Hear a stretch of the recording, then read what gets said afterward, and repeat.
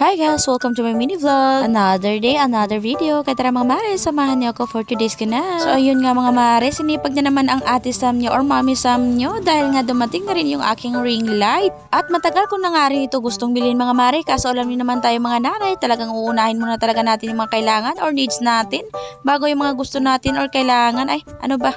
Basta, yun na. Basta ang alam ko mga mare, tayo mga nanay, talagang unahin natin muna yung mga kailangan natin sa bahay, lalo na yung mga kailangan ng ating mga anak or junakis. So anyway mga mare, pagkabukas yan natin, try ko na naman ulit kung maganda talaga siya sa personal or umaga. So actually mga mare, based on sa review ko, ay maganda naman itong aking nabili.